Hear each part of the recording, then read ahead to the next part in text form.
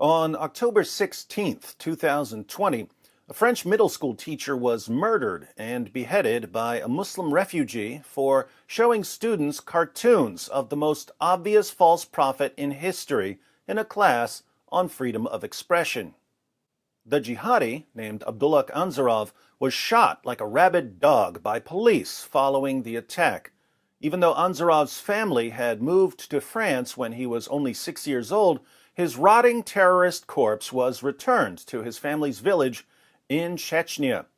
There he was buried in a vat of pig intestines because the villagers wanted to show the world that they do not condone terrorist attacks over cartoons. Oh, did I say that Anzarov was buried in a vat of pig intestines? I must have read that wrong. He wasn't buried in pig guts. He was given a hero's funeral, hailed as the Lion of Islam, and paraded through the streets to shouts of Allahu Akbar.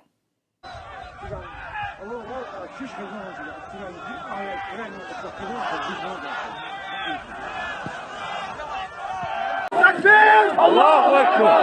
Takbir! Allahu Akbar! La ilaha illallah! La ilaha illallah! Muhammadur Rasulullah! Muhammadur Rasulullah! La ilaha illallah! La ilaha illallah! Muhammadur Rasulullah!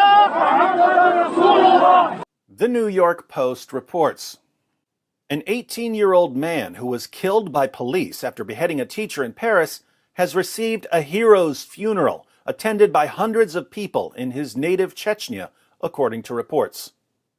Abdullah Anzarov decapitated Samuel Paty, 47, in the Paris suburb of Conflans-Sainte-Honorine in October after the teacher showed his students cartoons of the Prophet Muhammad as a way of demonstrating freedom of speech in a class discussion.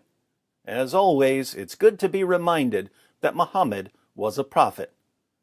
The cartoons ran in the satirical weekly Charlie Hebdo in September to mark the start of a trial in the 2015 attack on the magazine's staff by gunmen. Amateur footage distributed by the Telegram messaging platform showed dozens of men wearing heavy coats walking through snow Sunday, chanting and carrying a body shrouded in green cloth. Takbir! Allahu Akbar! Takbir! Allahu Akbar! 3 short videos from the procession were uploaded to a Russian-language social network group called Islam is the Religion of God, The Guardian reported. Security personnel closed the village except to local residents, while more than 60 law enforcement officers were on duty at the funeral, which was attended by friends and relatives, the outlet reported. There are still traffic jams in neighboring villages because of the large number of people who want to attend the funeral, a Telegram channel said late Sunday. Here in the West, politicians, journalists, educators, and entertainers recite the same mantra after every terrorist attack. It's only a tiny minority of extremists who support these attacks. Meanwhile, the funeral of a terrorist causes traffic jams because so many people want to attend and shout Allahu Akbar. But keep reciting the mantra. I'm sure it will eventually melt some jihadi hearts. He is a hero for the whole Islamic world, the head of the Shalazi administration was quoted as saying. It was a normal funeral. I was certainly there and expressed my condolences to his relatives. That is my duty. While Paty's murder shocked France, prominent voices in Chechnya, including strongman Ramzan Kadyrov, have cast blame on the country's secularism and President Emmanuel Macron for allowing images of Muhammad as provocations and attacks on the faith, The Guardian reported. Kadyrov has condemned Paty's murder, but has been more forceful in warning Western leaders about the dangers of antagonizing Muslims and forcing people to commit crimes, the outlet reported. How many times have we heard this one? We condemn terrorist attacks, but if you upset us in any way, you're forcing us to terrorize you. The Daily Mail adds, a street was unofficially named after the teenage terrorist, said reports. Video of the mourners praying as they walked with Anzarov's body was shared on a number of platforms. One carried a message lauding him as the Lion of Islam. A message with the video read, The Lion of Islam has arrived to native soil today and returned to the soil. No one but Allah has strength and power. 10 people in France have been arrested in connection with Ansarov's attack, including multiple students. The Sun provides some interesting background on the murder of Samuel Paty.